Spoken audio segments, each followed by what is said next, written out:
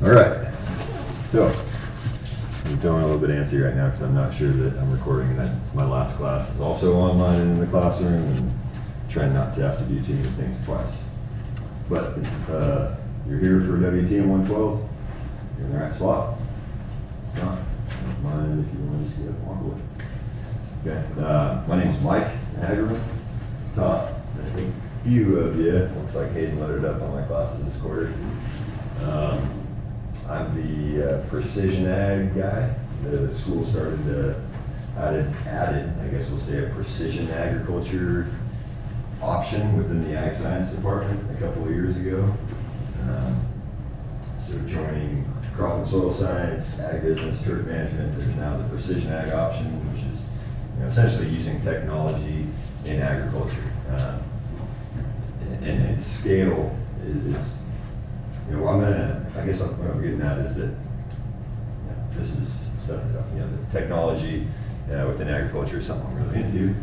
And, I also like to look at scale and discuss scale and where certain technologies might, that application of that technology is suitable or scalable, over thousands of acres, or maybe like urban farming, for example, with your irrigation system.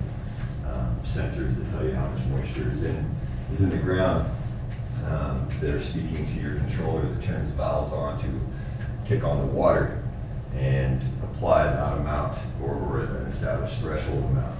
And we're gonna learn how to schedule irrigation, how to measure water content, either volumetrically,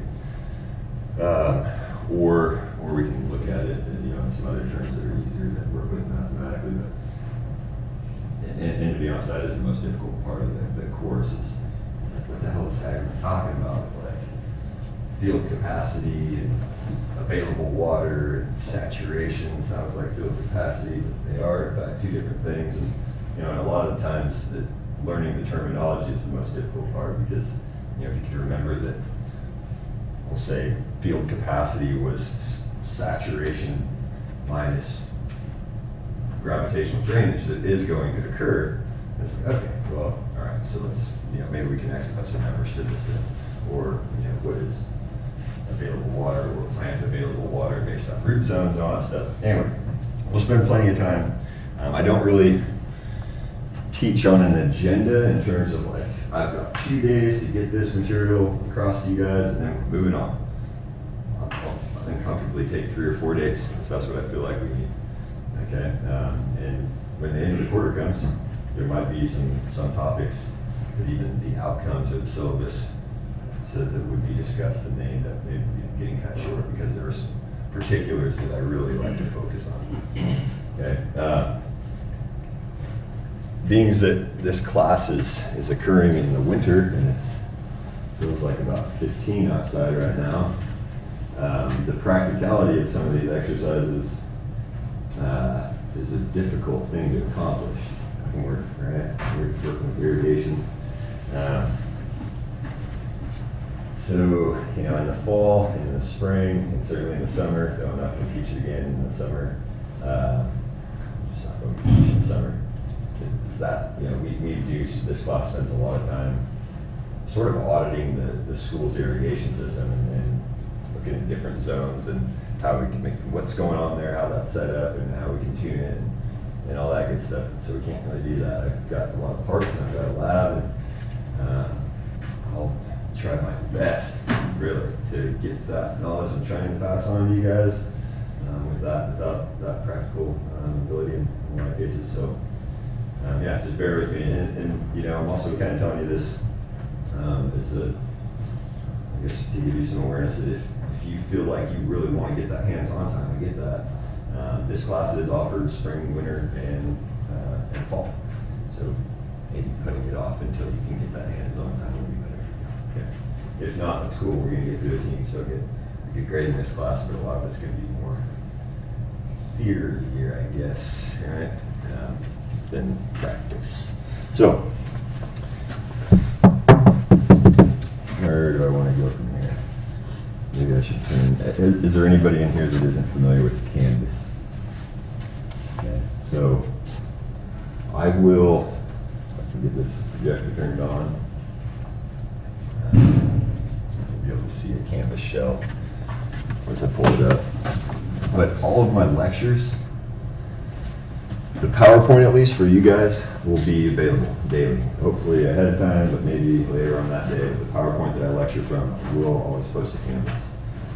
I use the modules tab. It's really my bread and butter for where the information that's most pertinent to you guys is found.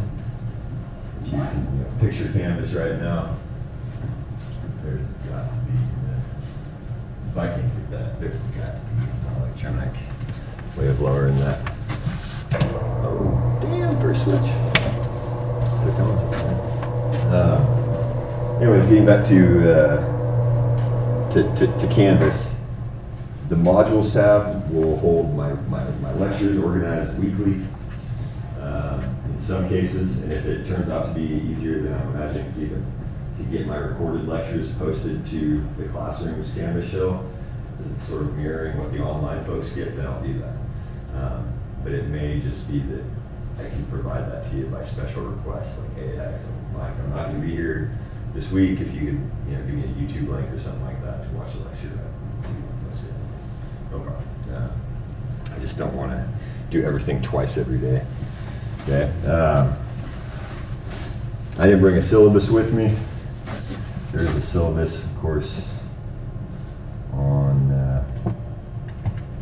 Canvas.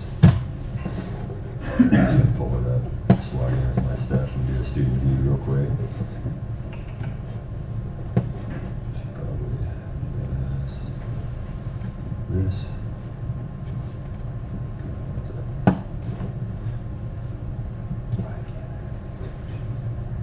Maybe I can't do it during the lecture. Screw myself already.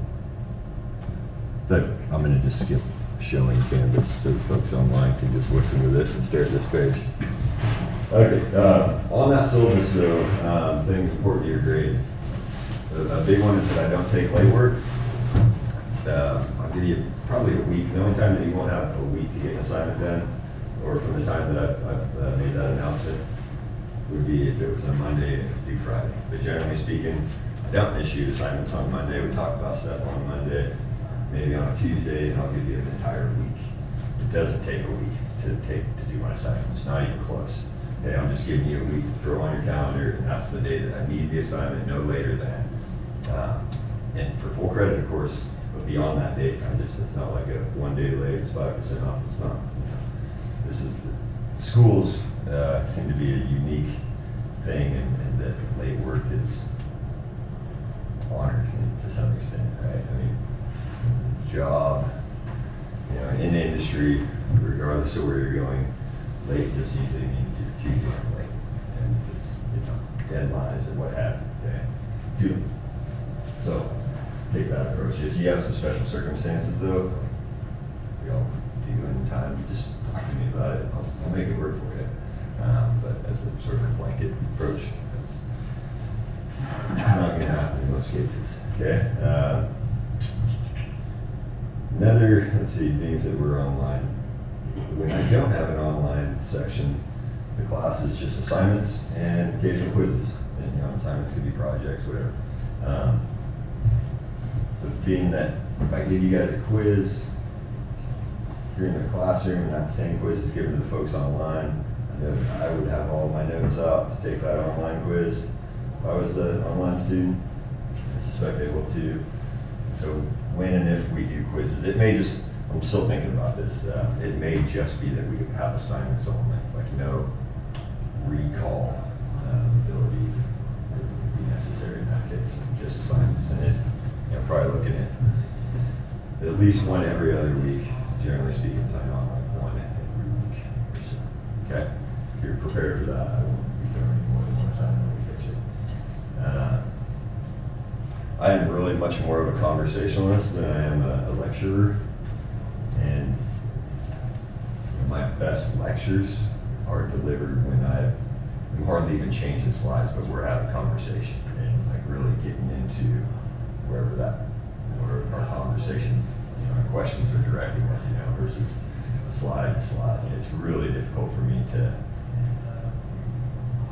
I guess as somebody that likes to talk to people, I assume that, I mean, I know that I'd like to look at for the most effective way to communicate with the individual, like somebody come to my office hours, I kind of get a feel for you, and I could probably paint a very clear picture for, what you're having difficulty with if that's the case.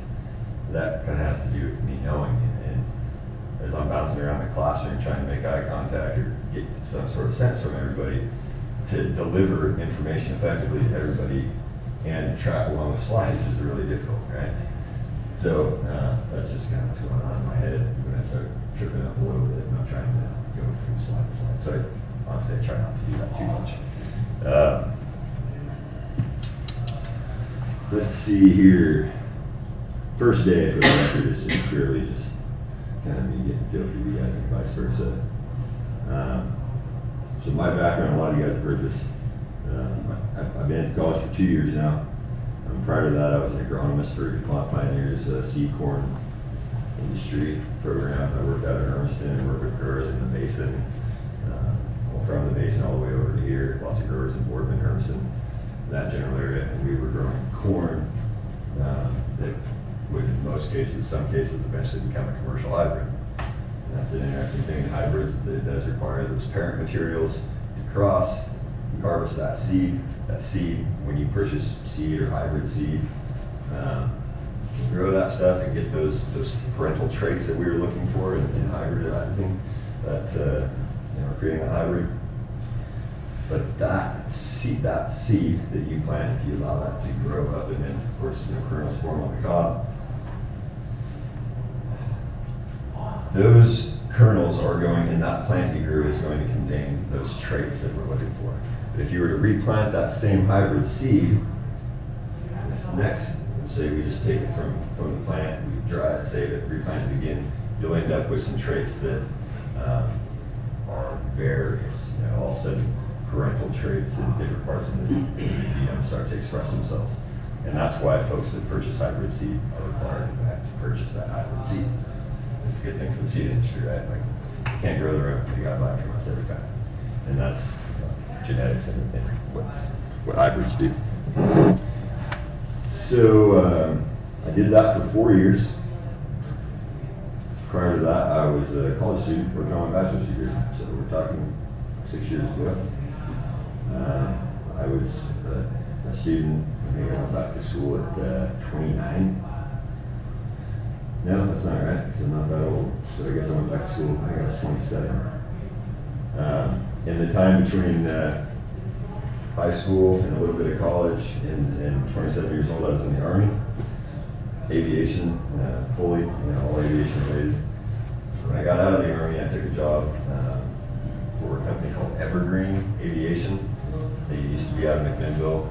They hired me to work with their drone program as a mission coordinator. So when I was in the Army, the tail end, I was a pilot. I flew the CH-47 Chinook helicopters. And Evergreen hired me to basically be a voice on the radio for a drone, doing surveillance overseas, or when I say surveillance, a lot of the times there's a force on the ground and we had the aerial perspective to help people out with things that they may not see from the ground. And so I did that for a year. Then I went to college, worked for DuPont, blah, blah, blah. One day I get a phone call from the dean of the ag program saying, I've heard that you are an agronomist and have worked with drones in the past. We're starting a precision ag program here and wanting to utilize drones, and thought maybe you'd be interested in the job. And I had not used drones in agriculture, but I'm aware that they are being used for different things. So I've learned a lot since coming here, being able to focus on technologies within ag, inclusive of the use of drones. I'll tell you that precision ag does not require the use of drones. It really doesn't.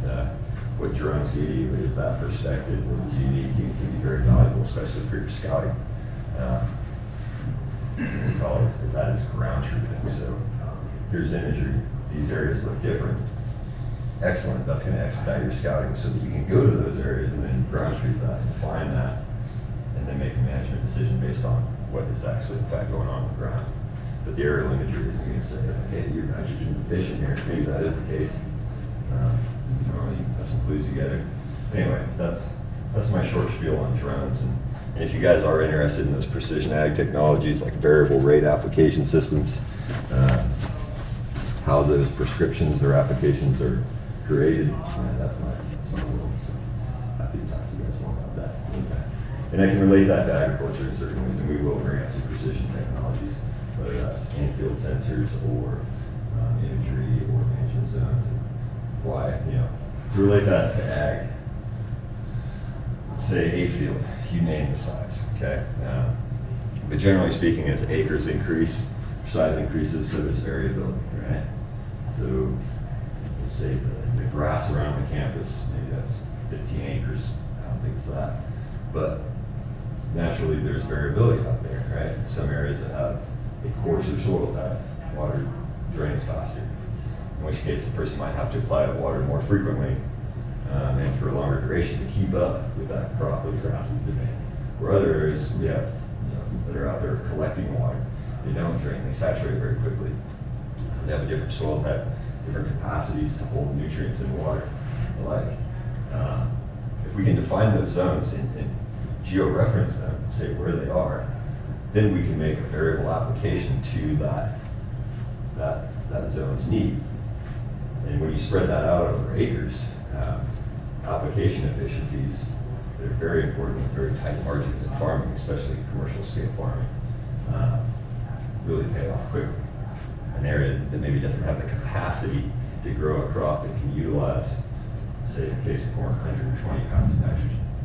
Why in the hell should I spend the money, which is significant, to apply 120 pounds of nitrogen when I'm going to water the heck out of it? Or even if I do a constant rate irrigation process, compared to those, say, denser soil types, that water is going to run through much more quickly. It's also going to be pushing nitrogen, or nitrogen is going to leach. That's nitrogen soluble form will leach with the water. That's potentially nitrates in the groundwater supply. That's an input cost I'm not going to recover in yield. And so whether it's profitability or environmentally, we're speaking to irrigation or fertility, we're speaking to that variable rate application is something to be looking at on all scales, in my opinion. The lawn, for example. You want anybody in here with some lawn or residential irrigation experience, installations, whatnot? So you've got zones, right? And some of those zones may be drip. Some might be on a rotor sprinkler. Some might be on a spray head. Whatever. To take that idea of zones in residential and to bump that up to a commercial scale is really where the precision technologies, as far as irrigation, have gone. The controllers that turn on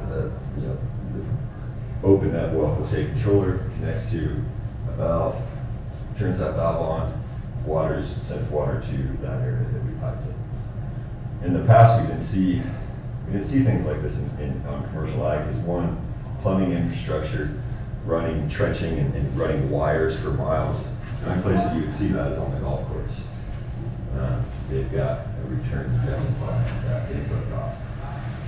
With wireless technology that we're all familiar with now, and having a valve out there, my riser, out in the middle of a 120-acre field, just having that valve as a wirelessly controlled valve is a huge gain for me. Now, in ag, it's very common, especially with solid set systems that are in place as they run. Maybe that's hand any stationary system. A lot of times that it's ran for 12 hours, sometimes 24 hours. Historically. Why? It's pretty damn convenient, for one. If somebody's going to be moving water, to maybe do it at 6 a.m. and 6 p.m. or 6 a.m. every day. And that's really what it comes down to. There's some other factors. Let's say if it's stationary, like hand line or wheel line has to be moved, then that portion of the field isn't going to have water being applied to it for the amount of time that it takes our system to get back to that portion of the field. So some folks will justify their 12 or 24-hour set based on, they're like, we're going to over-apply because it's going to be a while before it gets it, so we're going to saturate it. Well, when we saturate soils, if we've all seen it with a hose that is just being sprayed out onto the lawn or what have you, very quickly soil starts to move with the water. So we've got erosion, we've got maybe our fertilizers or pesticides or what have you, whether this is turf or ag, same, but you know, we're losing inputs. If I have a wirelessly controlled valve, I can still have my guy out there at 6 and 6, but just a sensor that says, hey Mike, your field capacity is at, we'll say 60%, 75%, wherever I've established as my threshold, I shut it off from home. And the guy shows up to move pipe, he's not walking through sludge and mud and all that saturated soil. He's gonna get it done faster, my crop's not gonna suffer, you know, from maybe oxygen depletion because of the saturated scenario that was in, and all these other things. And that's a very small, it seems like a small change, but I think it's a really big gain. And it's affordable too. That's, you know, when I was in school, a short time ago, a lot of these, the time I spent figuring out evapotranspiration rates or you know, soil water holding capacities. In my mind, I just kind of had this feeling that this was extension and research stuff, and they're making me learn how to do it so that I understand it a little bit better. But I'm not going to do it. This is sci-fi stuff that they're taking my time up with right now, and not affordable. I'm telling you right now that controller that sends a wireless signal to my handline valve is damn near the same cost now as those controllers that have been, you know, are installed in most people's lawns for an irrigation system. It's huge. I mean, it's so cool too. I just got back from an irrigation tech conference. It was a week long in Vegas during finals week, and somebody asked me for a synopsis at the end. I said, the golf course residential irrigation industry has just stepped into commercial ag affordably. And I really urge you to take a look at those technologies if you're working with water, with irrigation scheduling especially. Okay. I grew up in Milton Freewater, just south here on the Oregon side. Family, for the most part, we had other jobs. My parents had other jobs too, but we did a lot of dry land, acre farming. My uncle, that was his gig. We helped. Dad was retired from the military, but mom was a nurse, still is. And really, I didn't have any more time spent on the farm than they made me spend. I didn't have the interest in agriculture until I was mid-20s. And then I was really skeptical about going into it because they weren't really the best years of my life. Mainly because I had somebody over my shoulder all the time. And I'm one of those guys that has a tendency to do the same thing a little bit differently every time, whether I want to or not. And so it was just always an issue. And when I started to grow my own plants and do things my own way, like, you know, I was in the military just renting a house and growing plants, and I've really kind of found this love for taking care of plants. And what plants, I mean, they're just kind of miraculous in a lot of ways. So I started to study crop and soil science, but the best thing that ever happened to me, like for really instilling, you know, passion really set hold, was when I worked with farmers. When I saw farmers growing things or crops that I had been a part of or grown in my lifetime, and they're doing it totally differently and still really effectively. And then the next guy was doing it a little bit different yet and still doing it effectively. And I realized that there's a lot of room for imagination and creativity and on-the-spot thinking. I love that. So now I teach and I farm a little bit.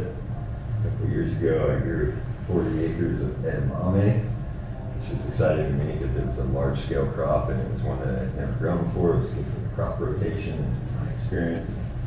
I grow some seed corn now for Pioneer, usually small acre plots. And a little bit of hay, but basically I just kind of focus on the irrigated ground, the family farms, and there's all the dry land stuff. And so, anyway, most of the stuff I'm telling you about, so my background in crop and soil science, I'm here for precision ag, but I teach irrigation. Irrigation really does speak to precision ag, but my experience, practical experience in irrigation, I do some residential system installs, for those side cash, a lot of system tune-ups, a lot of just somebody's wanting to bring new irrigation equipment or technology or practice to their farm, and I'll help them with that stuff. And in a lot of cases, it's letting farmers know or people know what's available feasibly, and that they say, hey, man, this is a Google search, but it's worth it, because things have changed drastically. There's the technology to do that. Nelson Irrigation, right across the road, is a huge player in ag irrigation, mainly valves, different sprinkler types, and that's kind of their focus. But has anybody ever seen the MP rotator sprinkler that Hunter Irrigation makes? It looks like little fingers that constantly go like that. Well, those guys made it, and they sold it to Hunter. So it was designed conceptually and everything. In all their irrigation products, their sprinklers, except for the big gun, I'm talking great big sprinkler, or I guess it'd be this one. That's made there, and that's the only one of the sprinklers that doesn't use basically a silicone braking system. So the water pressure creates that trajectory, that force that is going to rotate the head, that sprinkler head, except for their big gun. But the MP rotator, some of their what they call it, their rotator nozzles. But they all have the similarity in that there's this silicone gasket that creates this friction that slows that rate at which the sprinkler turns. And so it's not just spin around, it's controlled. And that, just that in itself has really distinguished those guys and allows for a much more even, uniform application in terms of rating efficiency with sprinkler heads in irrigation or turf or what have you. The sprinkler heads, a very important concept to understand and we'll get to is distribution uniformity. Where those old impact types are the ones that we hear in the morning, the summer, that sound awesome. Those things don't have, and that's old stuff. It's aesthetics and it's all of it that it has people still using those things today. I replaced 33 sprinklers out on the farm, a full line, pin line, from those impact heads to these rotating plastic that look like a ball, like a light bulb almost, called R33. Showed up the next day, they were all removed and the impacts were put back on. It was because my uncle thought they weren't working correctly. They didn't look the same or sound the same. So no shit, they aren't the same. They aren't the same. But he felt like he needed to hear that to know that things were working right. Anyways, that's a battle that I face on the personal side constantly. I mean, the guy is, are very different when it comes to just trying new things. He looks crazy a lot in some cases. Let's see. So what do we got here? We got, I'm assuming at least your ag business and animal science and plant and soil science. Any EV, horticulture, enology? How about just the viticulture focus? And do you guys even make that declaration, I'm just viticulture or just enology? You can. It's a 1-year distinction. Okay. This is what I came interested in. So VIT is vineyard management, right? And enology is winemaking. Still there. To disregard a very significant ag sector, it's something that you find a lot, which is strange. And so many practices. It's just weird how there's this division that seems to be created between the two. Yeah, so we've got a lot of you guys. What else have I got? Mini, straight, precision ag. See this? If I can have you convince you to come over to precision. So it applies all over the place. You guys, in the enology, for the most part, drip irrigators. I've seen that. A little bit of flood. Anybody seen flood? Anybody work with flood irrigation at all? Furrow, or flooding? Is it like basin flood? Yeah. Just putting it out, just letting it go where the ground takes it. I've done that. Worked for a cattle grower in the middle of Iowa Valley, and that was my introduction to flood irrigation. You had creeks that crossed through the middle of his fields, and I would just go through that creek and drop a piece of plywood and a bunch of a tarp, make a dam, and just let the thing flood out over his grass so he could get some deep water. That was really kind of my intro to The only time I've done any flood irrigation. What kind of crops? It was just grass. Okay, pasture. Okay. Why would a person flood irrigate? I mean, there's a good reason to. Yeah, it's pretty easy. Yeah, just kind of drop her in there and let her go. I mean, my difficulty with it is knowing how much water is being applied and where. Now, deep soil irrigation or percolation, but getting water into the depths of the soil is very important for some growers. An established grass crop, an established alfalfa crop, especially in this area. When they have root zones that go down to 18 inches, that's significant because when the hell would we ever irrigate significantly below our root zone? We need water below it a little bit. We need, because let's say roots will not grow through dry soil to get to moisture. They don't know that moisture is there. So they only go through water to get to water. And with the idea that during the season, that root zone is going to get larger with a lot of crops, maybe not an established vineyard, maybe one that is establishing. It makes sense that we would water a bit below it to stimulate that root growth to go deeper and further. With so like with my uncle, when he wants to do a 24-hour irrigation set to get some deep soil moisture, I do get that, but I always wonder with an annual crop, how long is it going to be? How long is that water going to be there and remain available? If I've irrigated down to say 6 feet, we've got moisture down there. By the time my wheat roots are a few feet deep, or getting to that depth that I've irrigated to, is the water still there? I don't know, but I do know that there's some tools out there to tell you. But a lot of irrigation is kind of done on like a hunch and schedule. So we're going to figure out stuff like, there's some pretty simple calculations to tell us what our precipitation rates are. That's how many inches per hour we're applying. There's a very direct correlation to let's say an infiltration rate of a particular soil type. Let's say my coarse sand will accept 5 inches of hour per water to a certain point. It's really good to know because if my system is applying more than 5 inches, a lot. So let's say it has an infiltration of 1.5 inches. Well, if my irrigation system is applying 1.5 inches per hour based on my precip rate, no calculation, I need to make some changes.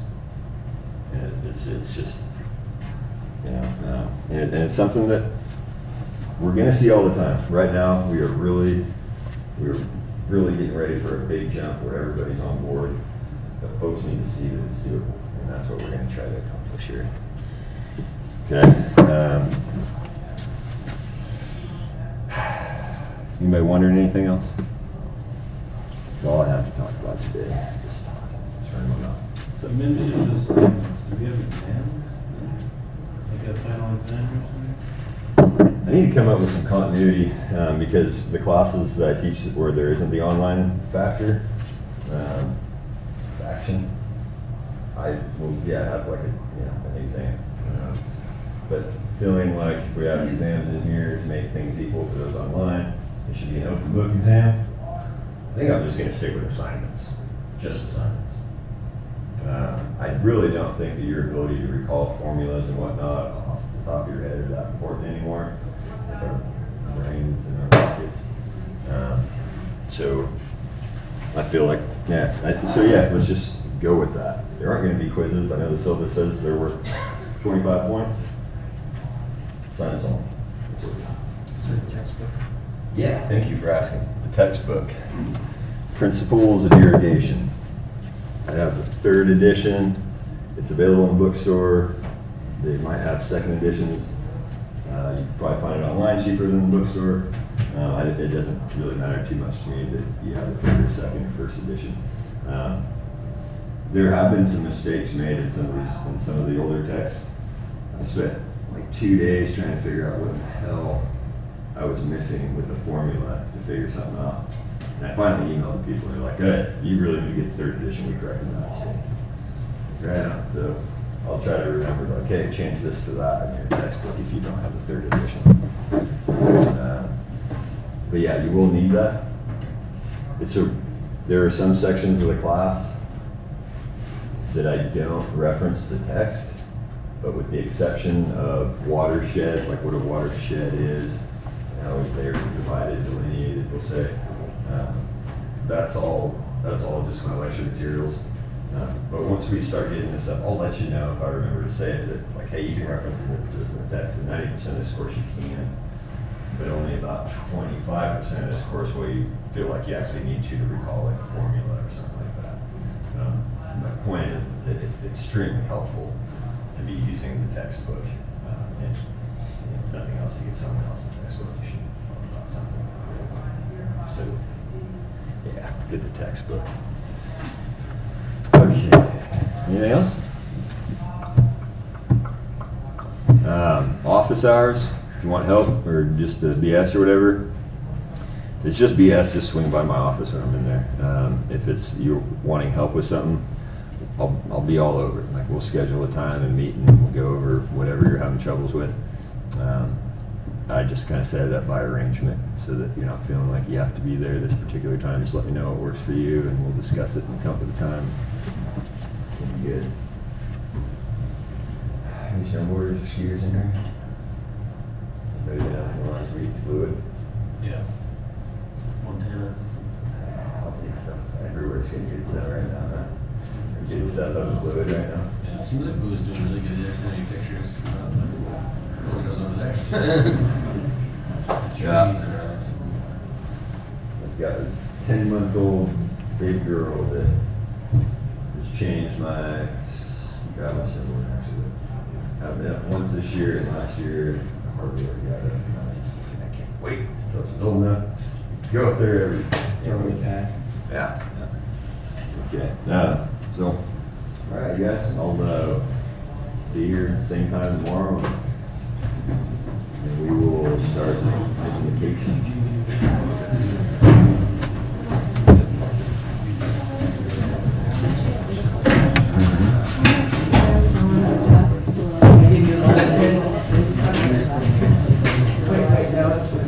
Well,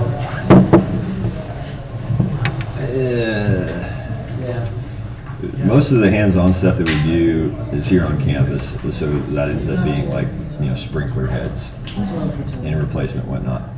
The same principles, like application rates and flow rates and whatnot, are the same. They're just differently scaled, so it's still pretty worthwhile. I don't mess around with drip very much, except for to like show people emitters and kind of how they work and the difference between this type versus another. So, I mean, I've got the parts to pull the things out and say like, all right, here's the valve and everything after and before the valve, and we can look at them. That's right. A lot about withdrawal too. Yeah. I just want to make sure I'm not missing anything. So it doesn't sound like. No, I wouldn't say it's real. For the person that is maybe the turf management specific and they're really all about residential and turf irrigation, it's way better, I think, to take it outside of the winter time. But yeah, I think it'd be all right. Yeah. Yeah, I don't think it'll be too good. And in the future, like I say, you're like, dang, I really wish we could have done this.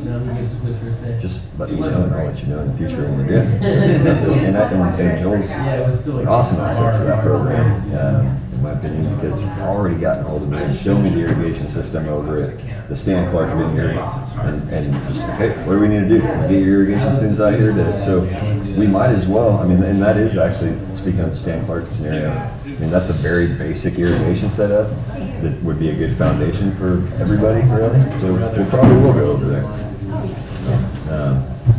School stuff is, or school property, I guess, is pretty easy to access in that case. Yeah, you're welcome.